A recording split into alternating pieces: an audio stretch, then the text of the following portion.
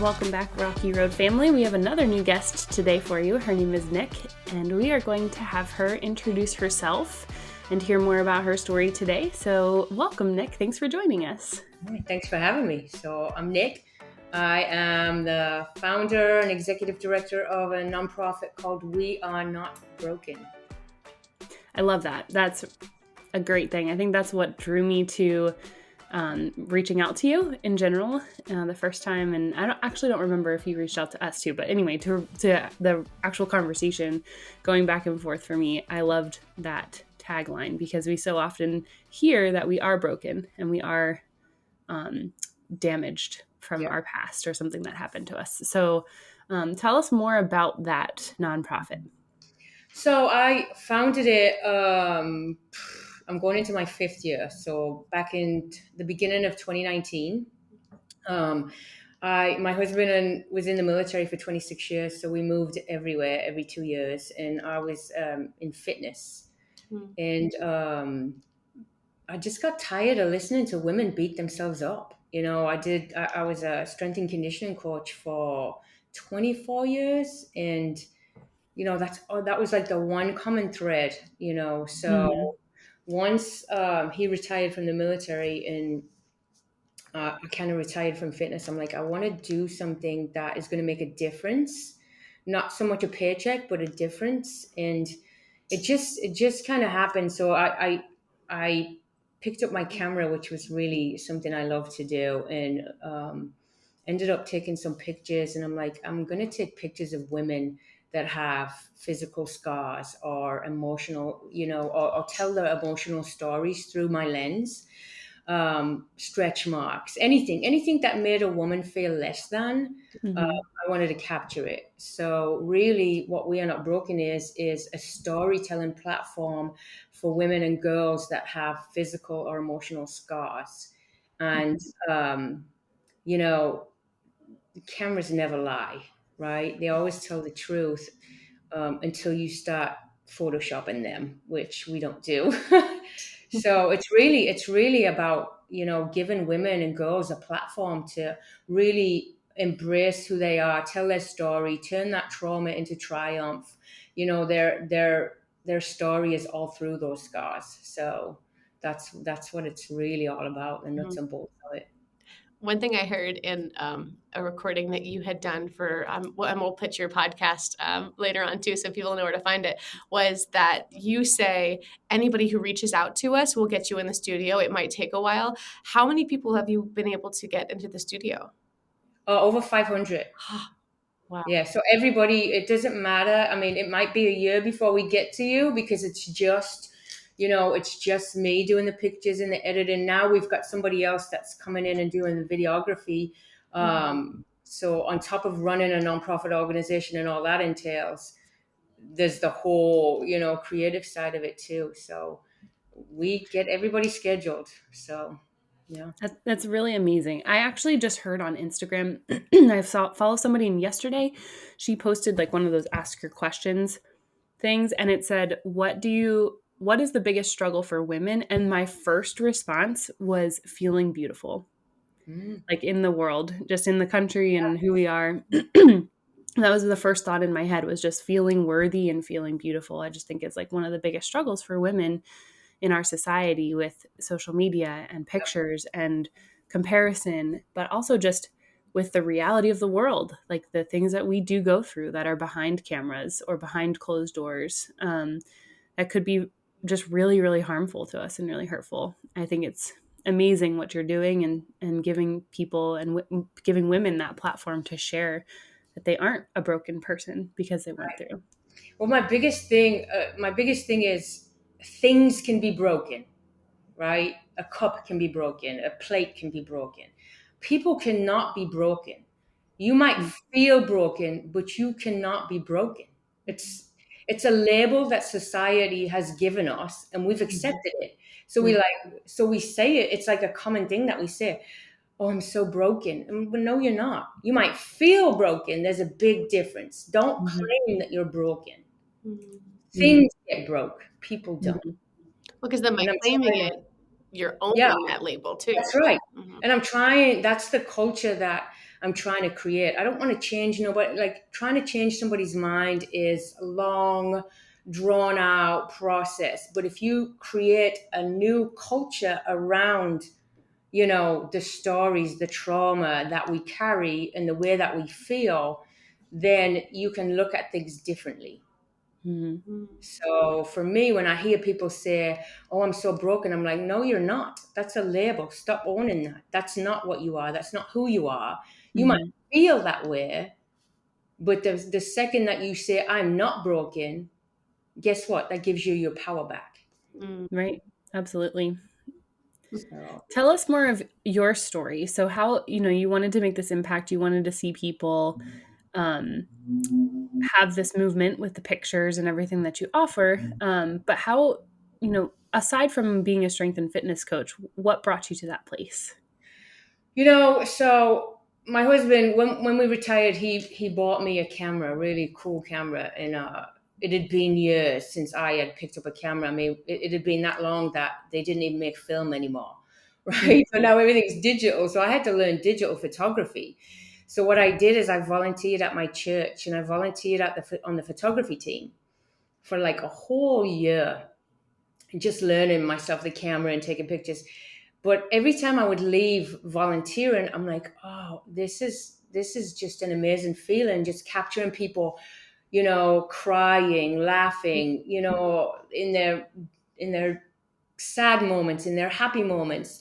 But it made me feel like really empowered. And I'm like, everybody should feel like this, right? Mm-hmm. But then I had a sister that she passed away from breast cancer. My mom had breast cancer, and just watching them go through that. And then last year I was diagnosed with breast cancer. So just, you know, watching all of that and the way that we talk about ourselves, right? Women are so hard on themselves. Mm-hmm. And having a daughter, I'm like, yeah, I'm not going to accept that anymore. Like, I'm not going to accept that. I'm not going to put that out on the world. Do I struggle sometimes with feeling, you know, not so good about myself? Yes. But guess what? I know that I'm like, okay, that's a thought, that's a feeling, it'll pass.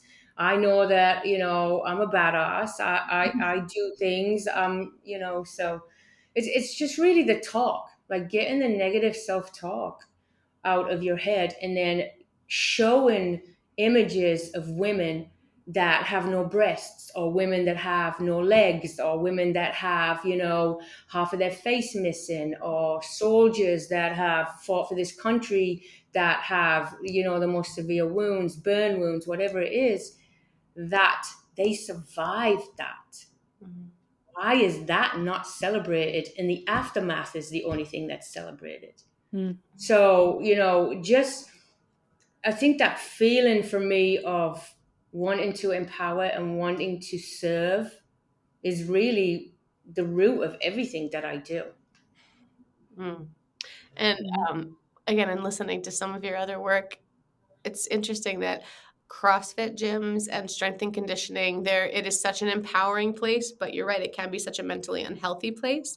Oh yeah. And I think it's interesting because CrossFit has evolved for years and years. Since its first was really, really tiny, and like you say, it was in your yard, I think it Yeah. was, and then you Yeah. eventually got a gym that needed to get an expansion on it. But thinking about CrossFit as a place that it can be really, really scary, but I think that one of my favorite things about CrossFit is that there's a modification for everything.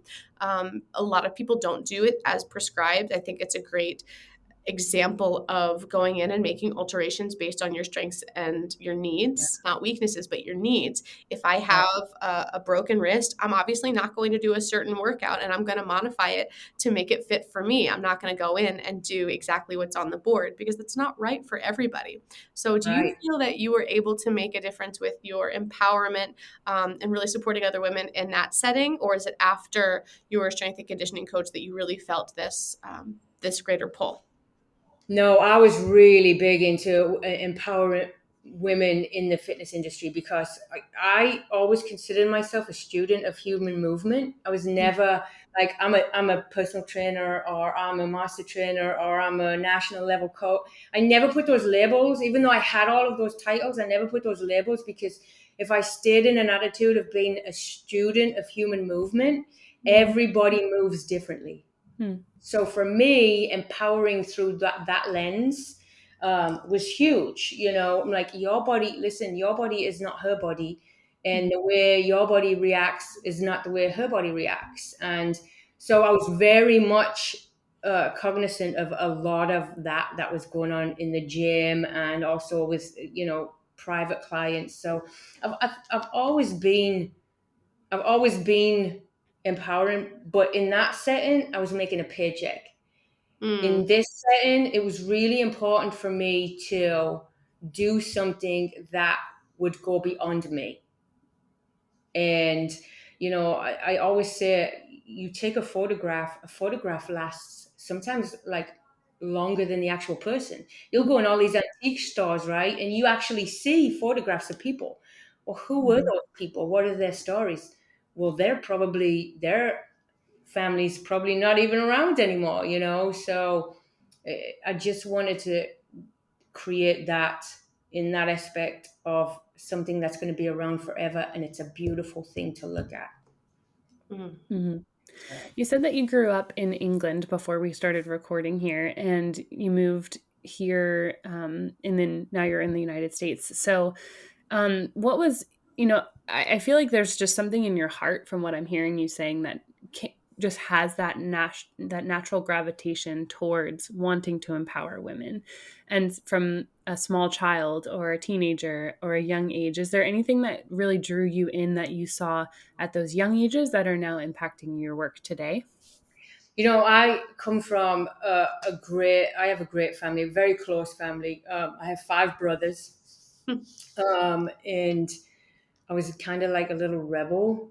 I wouldn't let nobody push my brothers around because I'm the oldest. I wouldn't let nobody push like my family around. My family were my everything, like my cousins, my aunts, my uncles. And I think I've always been like a strong champion for the underdog. Mm. Like I hate bullying. I hate that stuff. Like, and even being younger, I would stick up for like so many people. I was always in fights, but it was always like to stick up for somebody else. So I think, just coming from that background of, always wanting to be a voice for the underdog. Mm-hmm. So And that seems like what you're still doing in this work now, where somebody is calling themselves broken. yeah, You're like, get up, keep going. You're not broken. And if like you said, if you think you are, let's fix it and let's keep going. And I think that's really beautiful. thank you. Yeah, I think there's nothing more powerful than the truth, right? There's nothing more powerful to me than the truth. And the Mm-hmm. truth sometimes is raw, it's sometimes painful, but the truth will move you out of the lies that you tell yourself. Mm-hmm. So for me, I'm like, when I hear a woman say what she is not, I'm like, yeah, but look at what you are. So stop talking about what you're not. Or do you Mm-hmm. want to stay there? I'm like, I can be very direct, but in a loving way and give you an alternative, right? Because I don't want to see that. I don't want to hear that. Mm-hmm. You are like, listen, if you're so fortunate, women get to grow human beings inside of them, right? If that's a choice. Mm-hmm. We also get to be like the mother figure for everybody. When you think about it, I mean, women are just really strong, and we don't give in each other or ourselves the credit or the accolades that, hey, yeah, we are strong, right? Mm-hmm. And we need to stop beating each other down for Mm-hmm.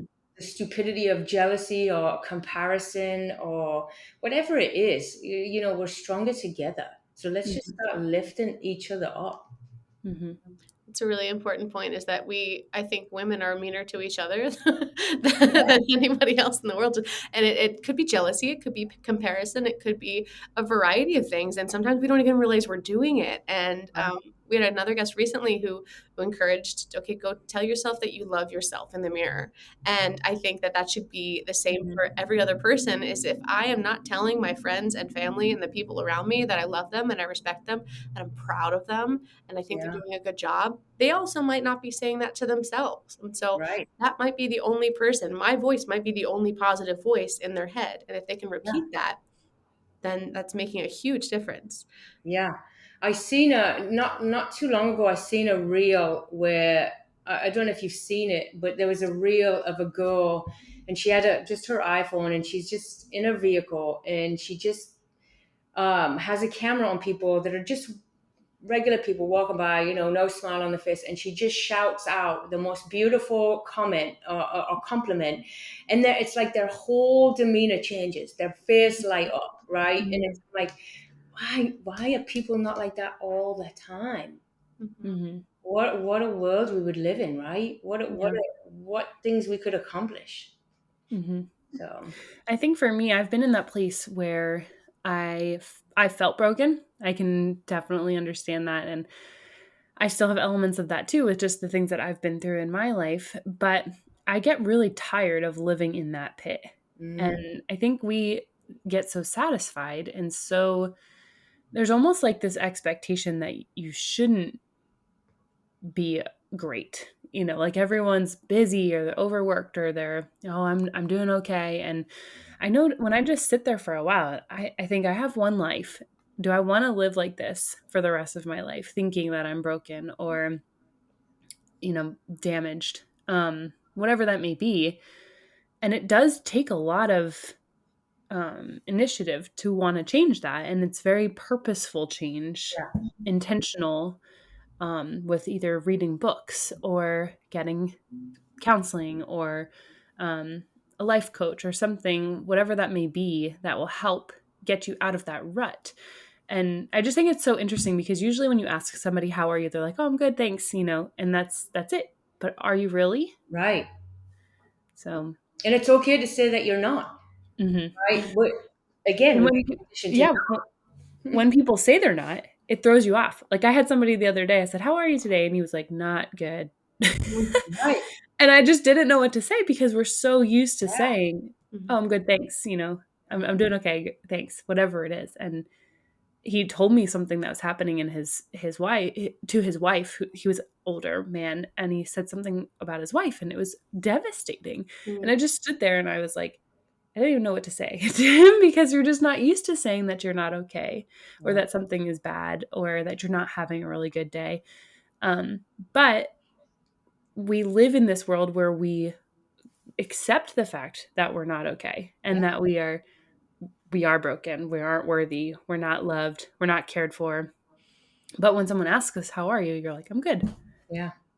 So it's just a very backwards, It really upside is. down way. Mm-hmm. We've accepted so much. Like if you Mm-hmm. look at all the things we've accepted, I when I was very little, I remember uh, my dad used to always say, "Live every day as if it's your last, because one day it will be." Mm-hmm. I remember I was just in a conference last week out in Vegas, a big conference, and they were asking these people, and these are like billionaire people. They were asking these questions like, what would you do if you only had 24 hours? And everybody says, they would spend it with family, or they would, you'd just be kinder to yourself, right? Mm-hmm. I know with me getting diagnosed with cancer last year, the immediate, like, oh, you have breast cancer. So coming from my family history, the first thing you think about is, how long do I have to live?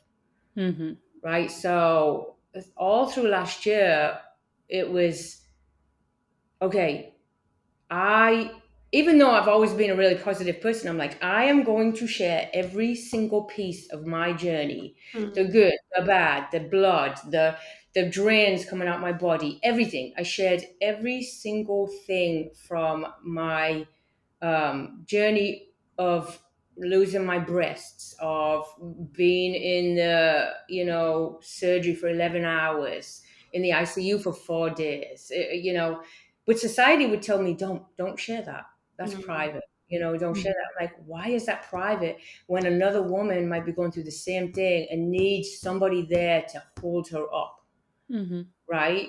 And so I can't tell you how many women reached out just by sharing that story. But I'm like, we've got to share it all, the good, the bad, the ugly, right? Mm-hmm. But we've also got to give ourselves grace.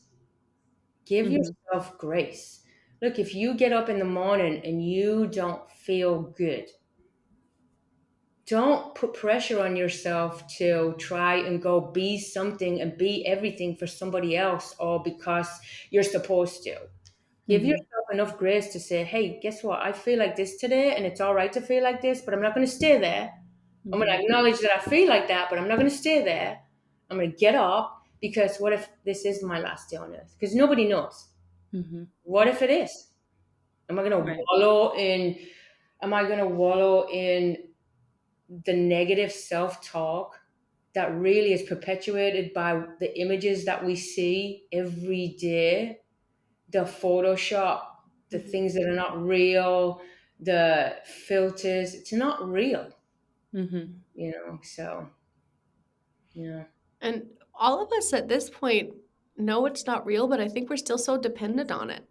yeah, There's so many people. I've gotten into moods where I used to be a power lifter and all this, and I used to follow all the CrossFit girls. I used to follow all the health and nutrition because I used to everything. And then one day I just looked and I go, I don't need to see all this all the time because I am saying I'm not that. I'm not good enough for that. But you know what? Those are professional photos that are put in magazines. Even though it is, I think CrossFit is a lot better at being less photoshopped than a lot of other places. If you're looking at health and nutrition coaches, if you're looking at, all these idealized things, I know it's not real, but I no, still kind of crave that because in some twisted way, maybe we think it's motivation. Maybe we yeah, want an excuse to speak badly about ourselves. The yeah. human mind, especially the female mind, is such a twisted place to be. And we're Oh yeah, capable. Women are so capable. Like you said, we grow humans if we choose to. That's yeah, a miracle. a And 100%. somehow things like breast cancer or postpartum depression or a miscarriage, those are still things that are very, very, they're talked about more recently, which is amazing because there's things that are so much more normal that a Yeah, lot of people don't want to go into, and we need to, yeah, because it's as open, it's as normal as a broken arm, but for some reason it's taboo. And if you're sharing that and someone doesn't want to see it, they can choose not to look. It's more right. important that you're sharing it. Yeah, 100%. I published a book, the first Scar Stories coffee table book, um, back in 2020. It just got released last year because of COVID and then all my life stuff. Um, but I'm like, I want a coffee table book where you open it and all you see are the beautiful scars of women who have survived, of girls who have survived, and they look beautiful. And that was like a number one dream I had in the beginning when I first started, and that made it happen. And I'm like, these books should be in every oncology office. So if a woman gets diagnosed with breast cancer, hey, look, it looks like this. It's beautiful. Look, right? This is this story. Or, I had a little girl in there who had brain cancer.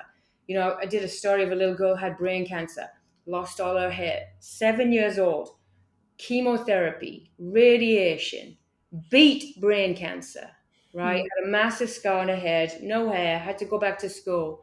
And the one thing, she's bullied because she has no hair. I'm like, what are we teaching our kids?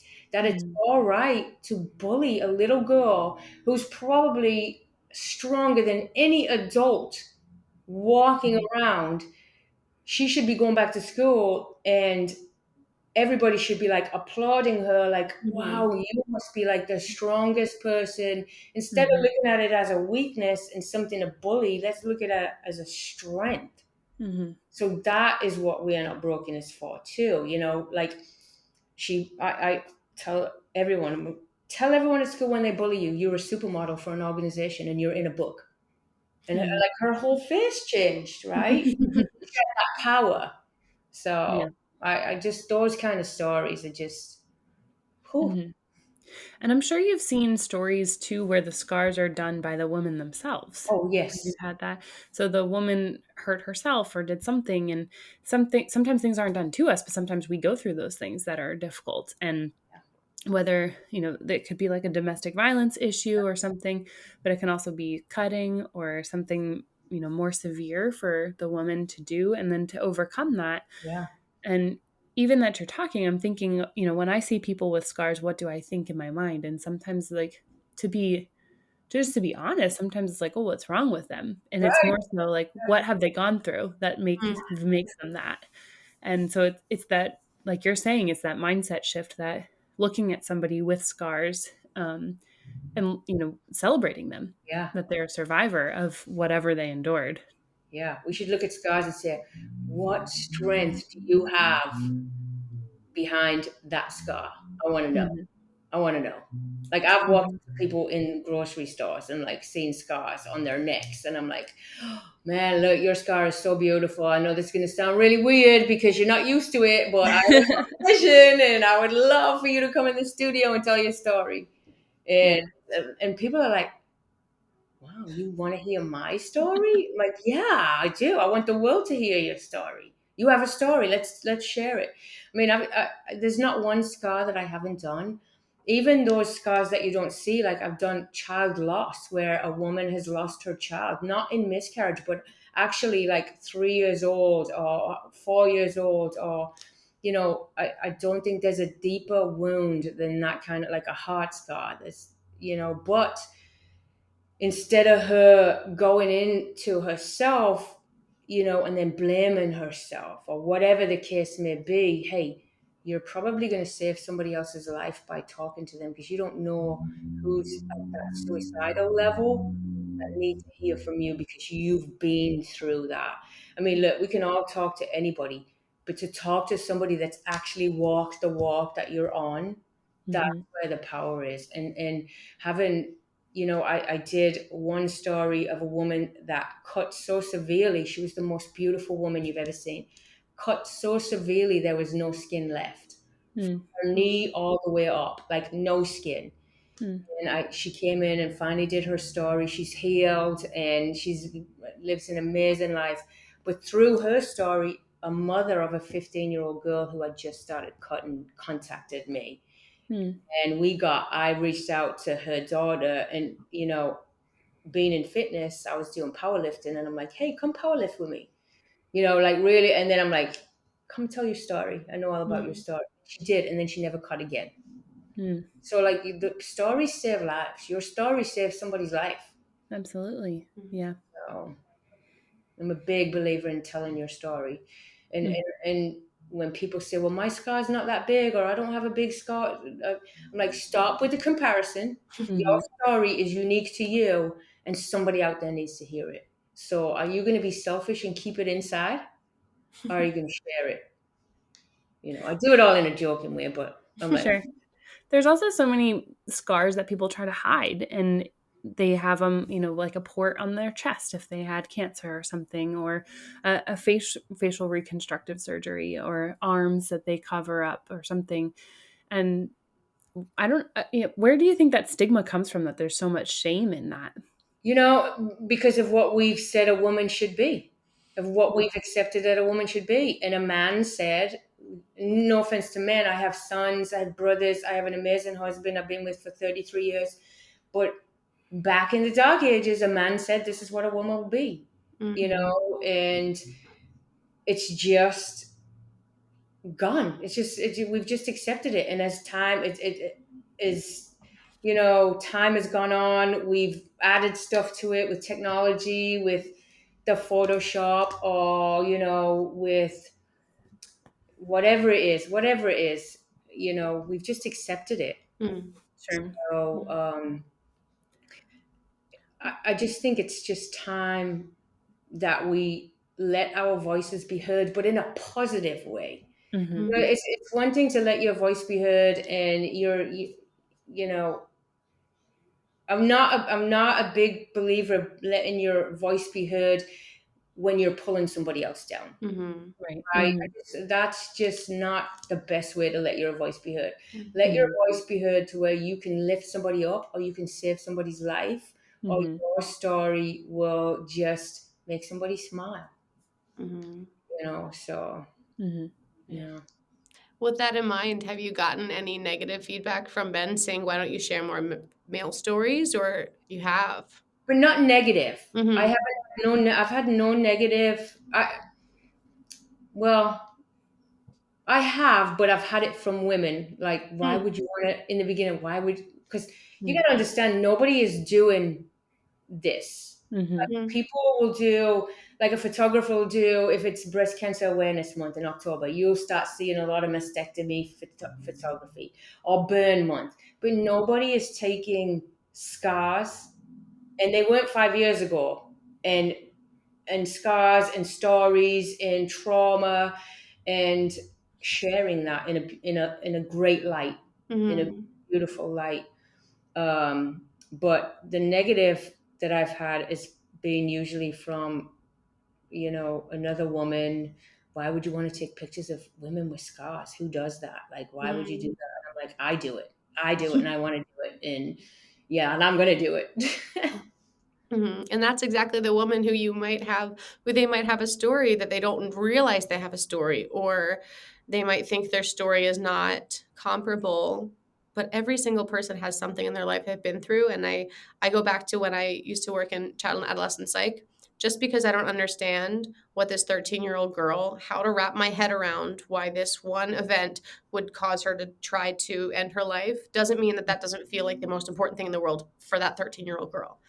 And Right. so the way that we process trauma and the way that we process the things that we've gone through are all different. And it's possible that that person who says, why would you want to tell scar stories? Okay, well, what's your scar story?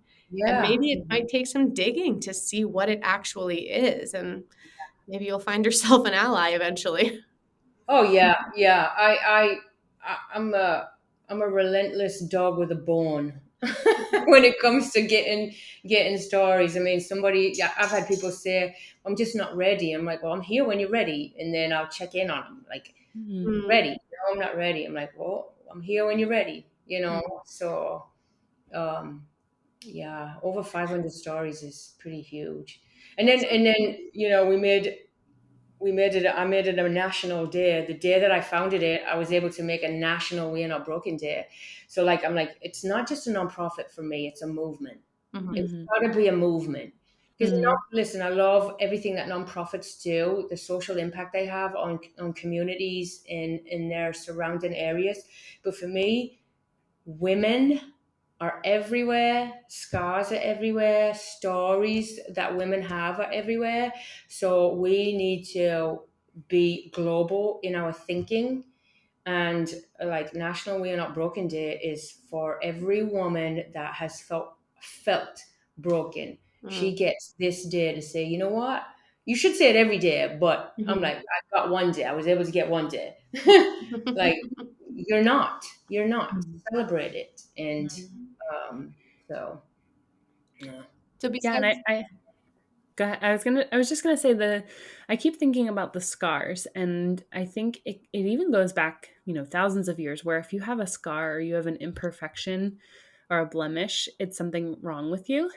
And that is just the way we look at it, where you're taking this and flipping it on its head and saying that scar is a mark of survival. Yeah, it's a strong. And that is a very big change for a lot of people, to change that mindset and to start that movement. And as far as we've come with women's rights over the last 150 years or so and everything, it's come really far in certain areas. But even something as social media or modeling or magazines and things that have come up now has it's made it even harder. So yes, we've climbed up with being able to vote and having equal rights to the extent that we do, but now having all these comparisons, instead of really, in like a way, we were kind of battling and trying to stand up to men. And I feel like now we're like trying to stand up to women, like women trying to stand up to women for who we are and how we're created, and to not compare to another woman. right? Mm. Because we're also not allowed to be, we're not allowed to be confident, because that's like, oh, she's just so cocky or prideful, Right. Yeah. like Arrogant. arrogant. Full Yeah. of himself. Yeah. Like when I see a woman that's got like confidence, I'm like, that's amazing. I love it. Like I Mhm. love it. Like have that confidence. Listen, you were born to be something spectacular on this earth. Mm. Figure out what that is. Mhm. Go get it. Right? Even if it's something, even if it's like, I get to clean people's vehicles every day, or whatever it is. Like, be spectacular at it, Mhm. because you're Right. spectacular. Mhm. And I just, if I can instill in one woman that is just feeling down about herself, like, get up, look in the mirror. What you see is different than what the whole world sees. You're the only one that sees that. Mhm. You're the only person that sees that in the mirror. The whole world sees something different. Mhm. So listen, I'm going with the majority of people. So Mhm. yeah, I think confidence is power. And I can't tell you how many, in fact, every single woman or girl that has left this facility, because the studio is here, they come in, they don't know who we are. They have no clue who we are. They're getting ready to unpack whatever it is. They might have buried that for years. Mhm. They're getting ready to unpack it all again. And they got women that are standing before them, like empowering them. It's not a common thing for a Mhm. woman to empower another woman, and it should be. It really Mhm. should be. But when they leave, I can't. It's unreal. They leave a different person. Mhm. Mhm. Leave your baggage here. We'll Mhm. trash it for you. Leave it here. Mhm. You know what I mean? I got to dump out back. I'll get rid of it for you. So, So, can you walk us through a day in the studio? Let's say me or Mandy, we were to walk in. Do you have a loose plan? Do you have a specific agenda? Do you let them lead the show? What oh could you no. expect? So we've been doing it the same way from the beginning, because I used to do it in my house, Mm. right? So we schedule them in, and then they come in, and I have a hair and makeup artist who she's been volunteering since day one. She has her own salon. She comes in, and we have a separate room, and it's all beauty stuff. And they come in, and they just sit, and we tell them, come in, no makeup, don't do your hair, wear whatever you want that makes you feel beautiful. I don't care if it's a ball gown or if it's a bikini. It doesn't matter. This is your day, right? This is your shoot. So they come in, and Amanda will sit, and she'll just talk to them. She'll just make them feel at ease, and she does their hair and she does their makeup. It's all like real natural makeup. We don't do anything crazy, because we Mhm. think you're beautiful anyway, right? Mhm. But what woman Mhm. doesn't like to have their hair and makeup done? Mhm. Right? And then they go into the studio, and I just have them sit there and just talk to me. I'm asking them questions and where they're from, about their family, and I'm just snapping as I'm talking to them. Because the last thing I want them to do is they're relaxed after getting their hair and makeup. They come into the studio and they're like this. So I gotta smile. Like, I'm like, no, I don't want you to sit. I don't want you to pose. I don't want you to do anything. Just Mhm. talk to me. And as they're talking to me, I'm capturing, and then I always have Amanda, she's always there to fix their hair or whatever, but I always have her dance a little Irish jig. She can't dance. She'll tell you she's the first person she can't dance. So she makes them laugh. So then I get that natural laugh, right? Mhm. And then that happens at every shoot. And then I have them hold this one sign, and this one sign says, "We are not broken. This is me." And I'm Mhm. like, "You can hold it however you want." It's been the same sign I bought right in the beginning, and I'm like, pose with it any way you want. The only thing you can't do is put it in front of your face, right? 'Cause Mhm. the first thing they want to do is this. I'm like, that's the only thing you can't do. So then they start getting creative, and then they're loosening up, because I'm really getting ready for them to talk. Mhm. So then they're loosening up, and they do a few. And then after that, I'm like, okay, I'm going to mic you up. And this is the part where you just share whatever you want to share about your story. Mhm. I say, just say your first name, don't say your last name, just say your first name. Um, and then just start sharing. I said, and when it comes to a point when you know you're done with your story, instead of just being like, okay, I'm done, I'm like, to let me know to turn the camera off, I want you to say, I am beautiful and this is me. And I'm like, I will not turn the camera off until you say that. I said, that's the first reason. I said, the second Mm. reason is because I want to hear you say it.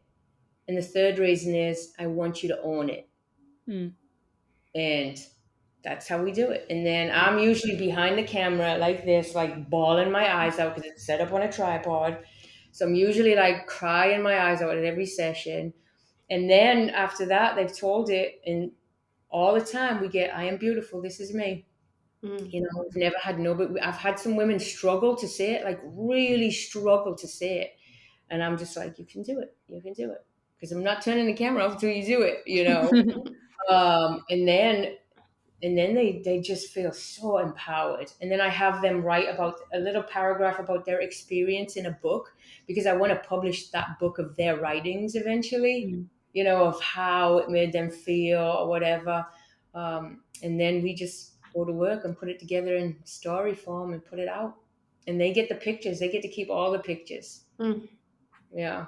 So they have like a full professional shoot, and doesn't cost them anything, not one thing. And this year, hopefully, we'll be able to stand up the mental health program, because they are unpacking a lot of trauma most of the time. So if I had a mental health counselor on site, uh, Mhm. or even if I could have it where I could offer that for free, like a couple of sessions after the shoot, Mhm. that's the goal this year.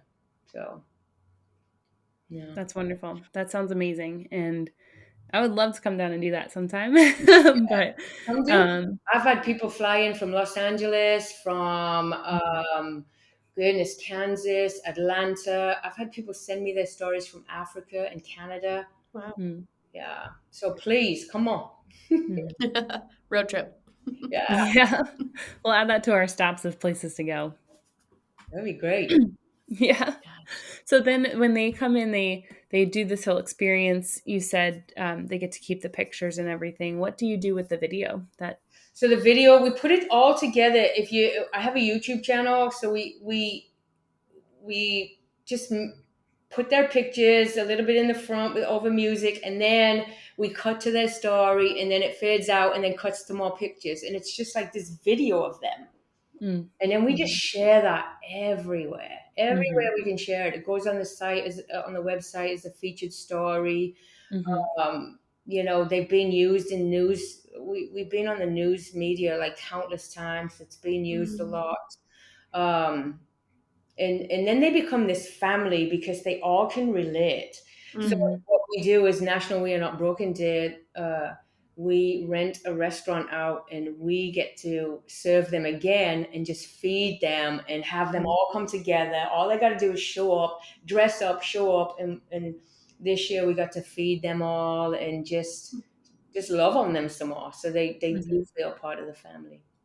I bet that's I really love it. cool to see them interact in that way. Oh, Because yeah, it's such a specific experience. This is going to be a weird connection, but I did a few pageants back in undergrad, and it's the same way where these people for maybe 24 hours, yeah, and you are a Mhm. sisterhood, and yes, you do hard things together, and that's a whole nother misunderstood area yeah. of, Oh, of feminism is pageantry. But it's so interesting where you have that in common, and not very many people, well, now over 500 now, will yeah, understand what that experience was like, and so you yeah. have this big sisterhood.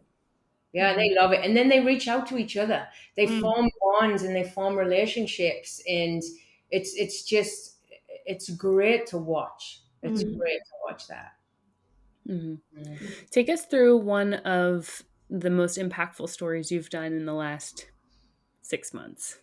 Maybe Wow, one that it just really got to you.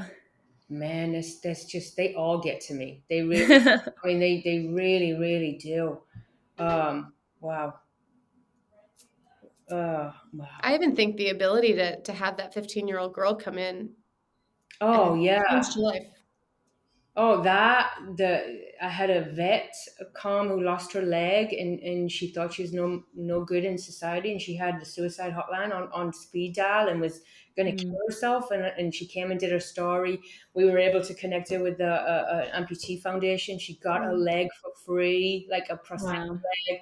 Then she started being doing wheelchair basketball, and then she's a spokesperson for We Are Not Broken. Like Mm. anytime I need a speaker, I'm like, come on, get on the stage. And she gets up there and she loves it. But, there's just so many stories. Like it's really hard to just, they're all so impactful. They really are. Mhm. I mean, Yeah. there's one that I remember, it hasn't been in the last 6 months, but I remember uh, a woman, we went to San Antonio to do a mini conference. We didn't know what we were doing. We took a camera. A church let us use their church, and we said, "Come on, if you want to tell your story." But there was a woman in the back, and she was in her late 60s, and I could just tell that she wanted to tell her story, but she wouldn't come forward. And everybody had told their story, Mm. and then I just went up. I'm like, come on, I know you need to tell your story. So anyway, she eventually came in the back, and she talked about this is a woman in her late 60s, at 12 years old, still feeling the gunmetal of the cold steel of the gun that was pressed against her head as her uncle was raping her Mm. Mm. at 12 years old. And Mm. then her like I'm literally, me and Amanda are like trying to keep our composure, and then Mm. she looked in the camera and she named every one of her abusers and she said, "I forgive you." Oh, Mm. I was like, just amazing. Mm. Wow. Yeah, very impactful. And then I wouldn't be able to. she just gave all this advice to, if you're a young girl, like she didn't just tell a story, she told it from a position of, don't let that happen to you. If that's Mm. happening to you, go talk to somebody. Mm. Don't be me. Mhm. And Mhm. that was the first time she'd ever spoke about it, which was even more impactful. Mhm. I Yeah. give you a huge amount of respect for being able to then communicate with them, because hearing those stories raw for the very first time, I'm not sure I would be able to keep myself together. And Yeah, it's very difficult. so my follow-up question to that is, how do you then not carry the weight of all these women around with you every single day?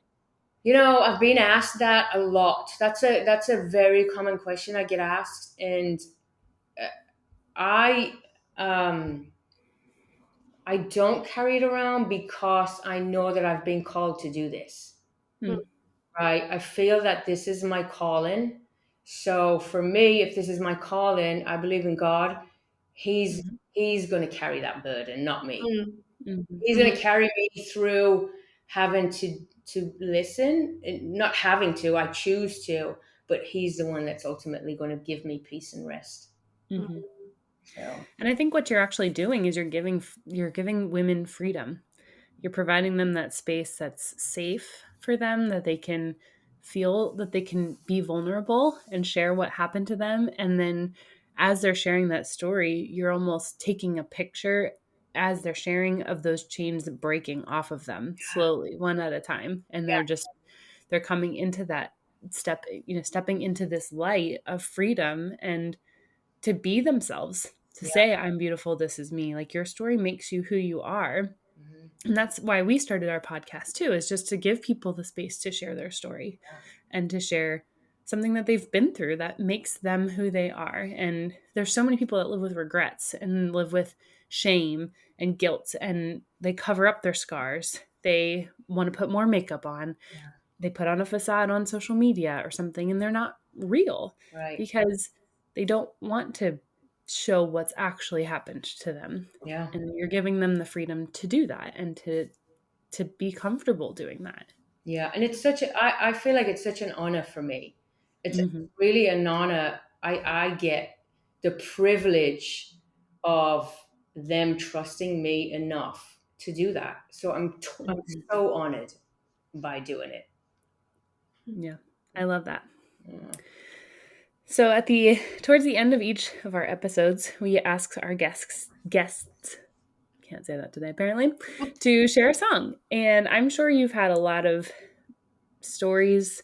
Music is really impactful for both Kristen and I, being music therapists, that we can see the power of music in people and just in the world around us. So we would love to hear a song that you want to choose for your episode, whether that's something that's impacted your life directly, something that's in your life right now, maybe a long time ago, whatever that may be. So if you would so kindly share with us what you would choose and why.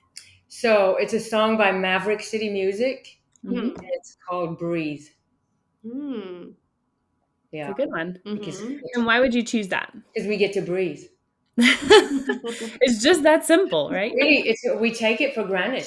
We take Yeah. it for granted, and you know, we don't realize the privilege and the opportunities that we have on this planet, and we all have the same.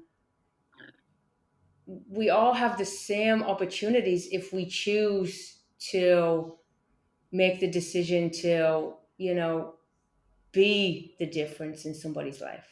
Mm-hmm. It's just a choice, Mm-hmm. and breathing is what a gift. Mm-hmm. A lot of people don't realize what happens when you're sleeping at night and then how you have to wake up the next morning, and just the biological process that needs to happen to your body every hour, every 24 hours, as you're waking up, or, whatever that may be, and how amazing it is to get up and to breathe every day.